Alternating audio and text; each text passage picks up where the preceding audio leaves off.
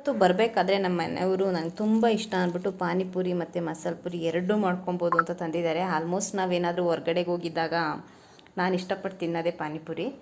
So ಜೊತೆ fruits ಕೂಡ ನಾನು ಇಲ್ಲಿ ಎತ್ತಿ ಇಟ್ಟಿದ್ದೆ. ವರ್ಕ್ ಇತ್ತು, ನಿಜವಾಗ್ಲೂ ಮಾಡೋಕ್ಕೆ ಬೇಜಾರಾಗಿತ್ತು, ಮಲ್ಕೊತಾ ಇದ್ದೆ. ಮಕ್ಕಳು ಬೇರೆ ಇರಲಿಲ್ಲ ಅಲ್ಲ ಈಗ. ಅದಕ್ಕೆ ಅಡುಗೆಗೆ ಏನು ಮಾಡೋಣ ಅಂತ ಯೋಚನೆ ಮಾಡ್ತಾ ಇದ್ದೆ. ಸ್ವಲ್ಪ ಫ್ರೂಟ್ಸ್ ವೆಜಿಟೇಬಲ್ ಇತ್ತು, ಜೊತೆಗೆ ನೆನಪಾಗಿದೆ ಉಪ್ಪು ಸಾಂಬಾರು ಖಾರ ಇತ್ತಲ್ಲ, ಸ್ವಲ್ಪ ಹುರುಳಿಕಾಳು ಹಾಕಿ ಬೇಯಿಸೋಣ ಅಂತ ಅಂದ್ಬಿಟ್ಟು ಸ್ವಲ್ಪ ಸಾಂಬಾರು ಮಾಡಿಟ್ಟಿದ್ದೀನಿ. ಮತ್ತು ರೈಸ್ ಕೂಡ ರೆಡಿ ಆಗಿದೆ. ನೋಡೋಣ, ನಮ್ಮ ಮನೆಯವ್ರು ಕೇಳ್ತಾರೆ, ಅದ್ರ ಮೇಲೆ ಡಿಸೈಡ್ ಮಾಡ್ಕೊಂಡು ಮಾಡೋಣ ಅಂತ ಮಾಡಿದ್ದೀನಿ. ಮಕ್ಕಳೇನಾದ್ರು ಇತ್ತಂದಾಗ ಅವ್ರಿಗೆ ಸಿಕ್ಕಾಪಟ್ಟೆ ಇಷ್ಟ ಆಗ್ತಿತ್ತು. ಮತ್ತೇನಾದರೂ ಬೇಕಂತ ಅಂದ್ರೆ ಹಿಂಗೆ ಪ್ಲೇಟು ಬೌಲ್ ಅಂದರೆ ಫಸ್ಟು ಹೋಗಿ ಬೇರೆ ಕೆಲಸ ಮಾಡ್ತಿದ್ರು ಬಿಡ್ತಿದ್ರು, ಇದನ್ನೆಲ್ಲ ಫಸ್ಟು ತಂದು ಇಟ್ಬಿಡೋರು. ಇದು ನಾನು ತಂದಿಟ್ಟೆ ಅಂತ ಅಷ್ಟು ಎನರ್ಜಿ ಬಂದುಬಿಡ್ತಿತ್ತು ಅವ್ರಿಗೆ ಈ ಥರ ಸ್ನ್ಯಾಕ್ಸ್ ಏನಾದ್ರು ತಂದರೆ.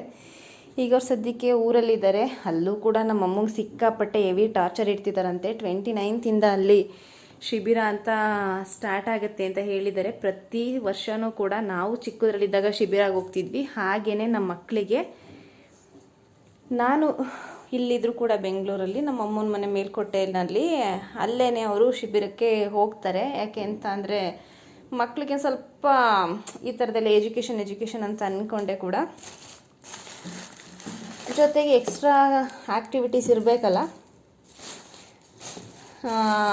ಏನು ಎಜುಕೇಷನ್ ಇತ್ತು ಅಂದ್ರೂ ಕೂಡ ಸ್ವಲ್ಪ ಬೇರೆ ಆ್ಯಕ್ಟಿವಿಟೀಸ್ ಇದ್ದರೆ ಕೂಡ ಚೆನ್ನಾಗಿರುತ್ತೆ. ಸೊ ಅದಕ್ಕೋಸ್ಕರ ನಾವು ಆಲ್ಮೋಸ್ಟು, ನನಗೆ ಈ ಥರ ತುಂಬ ಇಷ್ಟ, ಆ ಥರ ಕರಿಕ್ಯುಲರ್ ಆ್ಯಕ್ಟಿವಿಟೀಸು. ಹೊರ್ಗಡೆಗೆ ಹೋದಾಗ ಮಕ್ಕಳಿಗೆ ಸ್ವಲ್ಪ ಒಂದೇ ಕಡೆ ಇರೋದಕ್ಕಿಂತ ಬೇರೆ ನಾಲೆಡ್ಜ್ ಬರುತ್ತೆ ಅನ್ನೋದೊಂದು ಆಸೆ, ಖುಷಿ ಇರುತ್ತೆ ಅವ್ರಿಗೂ ಕೂಡ.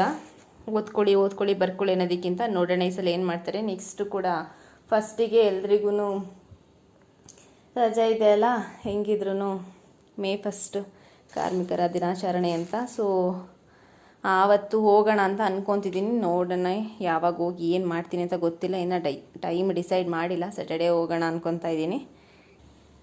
ಹೀಗೆ ಇದೆಲ್ಲ ಕೂಡ ಹೊರಗಡೆಗೆ ಹಾಕಿಟ್ಟೆ. ಜೊತೆಗೆ ಪೂರಿ ಕೂಡ ಈ ಥರ ರೆಡಿ ಮಾಡ್ಕೊತಾ ಇದ್ದೀನಿ.